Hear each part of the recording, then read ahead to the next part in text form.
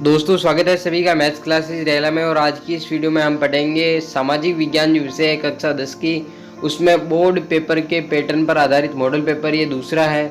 और इससे पहले भी मॉडल पेपर एक हमने अपलोड कर दिया है, तो वो आप डिस्क्रिप्शन बॉक्स में जाकर लिंक पर क्लिक करके देख सकते हैं वीडियो को। तो स्टार्ट करते हैं आज का वीडियो।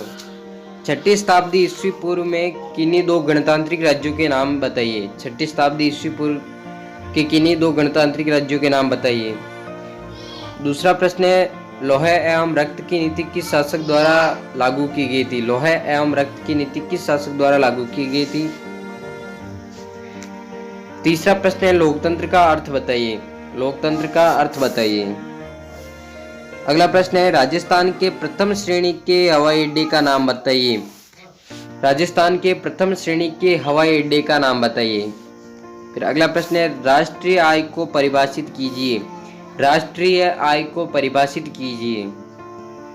प्रश्न है, शुद्ध राष्ट्रीय उत्पाद एनएनपी किसे कहते हैं। शुद्ध राष्ट्रीय उत्पाद एनएनपी किसे कहते हैं। अगला प्रश्न है, अर्थव्यवस्था के प्राथमिक क्षेत्र से आप क्या समझते हैं। अर्थव्यवस्था के प्राथमिक क्षेत्र से आप क्या समझते हैं। अगला प्रश्न है, मौसमी बेरोजगारी क्या है। मौसमी बेरोजगारी क्या है। आप चाहें तो इसका स्क्रीनशॉट ले लें और आप अपनी नोटबुक में इसको हल करें पेपर को। फिर अगला प्रश्न है, मुद्रास्फीति अन्यायपूर्ण है, स्पष्ट कीजिए। मुद्रास्फीति अन्यायपूर्ण है, स्पष्ट कीजिए। फिर इसके बाद है, मांग प्रेरित मुद्रास्फीति व लागत प्रेरित मुद्रास्फीति से आप क्या समझते हैं। मुद्रास्फीति के दो प्रकार रहते हैं, एक तो मांग प्रेरित मुद्रास्फीति और लागत प्रेरित मुद्रास्फीति। तो इनकी दोनों का अर्थ बताना है आपको केवल। ये 10 क्वेश्चन है, इन एक एक अंक के थे। अब दो दो अंक के जो क्वेश्चन आते हैं वो स्टार्ट हो रहे हैं। विधानसभा का सदस्य होने के लिए कौन सी योग्यताएं निश्चित की गई हैं। विधानसभा का सदस्य होने के लिए कौन सी योग्यताएं निश्चित की गई हैं। फिर अगला प्रश्न है, खड़ीन क्या है, प्रकाश डालिए। खड़ीन क्या है, प्रकाश डालिए। खड़ीन जो होती है उसकी विवेचना करनी है इस प्रश्न में। अगला प्रश्न है, स्थानांतरित कृषि क्या है। स्थानांतरित कृषि क्या है। फिर अगला प्रश्न है, अयस्क किसे कहते हैं। अयस्क किसे कहते हैं। लोहे अयस्कों के प्रकार लिखिए। अयस्क किसे कहते हैं। लोहे अयस्कों के प्रकार लिखिए। फिर अगला प्रश्न है, भारत में लोहे इस्पात उद्योग का पूर्ण विकास नहीं हो सका, इसके कोई दो कारण स्पष्ट कीजिए। भारत में लोहे इस्पात उद्योग का पूर्ण विकास नहीं हो सका, इसके दो कारण स्पष्ट कीजिए। अगला प्रश्न है, भारत की जनगणना द्वारा जनसंख्या को परिभाषित करने के प्रमुख 3 बिंदु बताइए। भारत की जनगणना द्वारा जनसंख्या को परिभाषित करने के प्रमुख 3 बिंदु बताइए। फिर अगला प्रश्न है, सड़क परिवहन को किन प्रमुख मार्गों में विभाजित किया गया है। सड़क परिवहन को किन प्रमुख मार्गों में विभाजित किया गया है। जैसे राष्ट्रीय राजमार्ग, राज्य राजमार्ग, जिला सड़कें, आंतरिक सड़कें, कुछ इस प्रकार के होते हैं, तो उनका आपको इसमें विवेचना करनी है, बताना है। अगला प्रश्न है, रैंप का क्या उपयोग है। रैंप का क्या उपयोग है। फिर अगला प्रश्न है, ठोस कचरा निस्तारण के 2 उपाय बताइए। ठोस कचरा निस्तारण के 2 उपाय बताइए।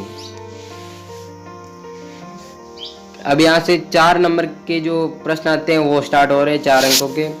शुंग वंश का संक्षिप्त वर्णन कीजिए। शुंग वंश का संक्षिप्त वर्णन कीजिए। फिर अगला प्रश्न है, सिकंदरी गज के बारे में लिखिए। सिकंदरी गज क्या था, इसके बारे में लिखना है। जर्मनी के एकीकरण में बिस्मार्क का योगदान लिखिए। जर्मनी के एकीकरण में बिस्मार्क का योगदान लिखिए। फिर अगला प्रश्न है, भारत में लोकतंत्र के संचालन के मार्ग में 3 प्रमुख बाधाओं का उल्लेख कीजिए। भारत में लोकतंत्र के मार्ग की 3 प्रमुख बाधाओं का उल्लेख कीजिए। फिर अगला प्रश्न है, स्वतंत्रता के पश्चात औद्योगिक विकास हेतु भारत में कौन कौन से कदम उठाए गए। स्वतंत्र होने के बाद देश में उद्योगों के विकास के लिए कौन कौन से महत्वपूर्ण कदम उठाए गए, उनका आपको इसमें वर्णन करना है। ये जो प्रश्न है इसमें विकल्प दे रखा है, अथवा लगा हुआ है, तो आप ये करें भले ये करें। तो इसमें दूसरा जो इसका प्रश्न है 24वां, कि भारत में मानव जीवन की गुणवत्ता कम होने के 2 कारण बताइए। भारत में मानव जीवन की गुणवत्ता कम होने के 2 कारण बताइए। आप चाहे ये कर सकते हैं, ये नहीं आ रहा है तो ये कर सकते हैं, कोई प्रॉब्लम नहीं।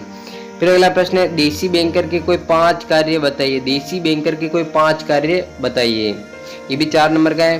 फिर अगला प्रश्न है बाजार में उपभोक्ता शोषण के 3 प्रकार लिखिए। बाजार में उपभोक्ता शोषण के कोई 3 प्रकार लिखिए। फिर अगला प्रश्न है 27वां, ये 6 अंकों का प्रश्न है कि 1857 ईस्वी के प्रथम स्वतंत्रता संघर्ष का वर्णन कीजिए। 1857 के प्रथम स्वतंत्रता संघर्ष का वर्णन कीजिए। या फिर अगर आपको ये नहीं आ रहा है तो आप ये प्रश्न भी कर सकते हैं, क्योंकि ये अथवा में है। तो भारतीय राष्ट्रीय आंदोलन में श्यामजी कृष्ण वर्मा और विनायक दामोदर सावरकर का योगदान जो है वो लिखना है इसमें आपको। भारतीय राष्ट्रीय आंदोलन में श्यामजी कृष्ण वर्मा और विनायक दामोदर सावरकर के योगदान को लिखिए, वीर सावरकर के योगदान को लिखिए। फिर अगला प्रश्न है राष्ट्रपति की कार्यपालिका संबंधी शक्तियों और अधिकारों को समझाइए। राष्ट्रपति की कार्यपालिका संबंधी शक्तियों और अधिकारों को समझाइए, ये 7 अंक का प्रश्न है। या ये भी अथवा में है तो आप ये भी कर सकते हैं भारतीय संसद के कार्य एवं शक्तियों को समझाइए। या तो राष्ट्रपति की कार्यपालिका संबंधी शक्तियों और कार्य अधिकारों को समझाइए, या फिर राष्ट्रपति की कार्य और शक्तियों को समझाइए। फिर अगला प्रश्न है विधान परिषद के गठन की प्रक्रिया को समझिए, ये 6 अंकों का प्रश्न है। विधान परिषद के गठन की प्रक्रिया, ये भी अथवा में है तो आप चाहे ये करें भले ये करें।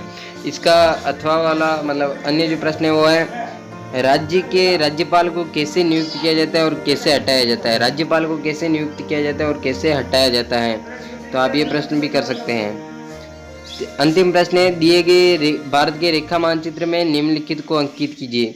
इसमें ऑप्शन दे रखे दांडी, सोलापुर, फिर हैं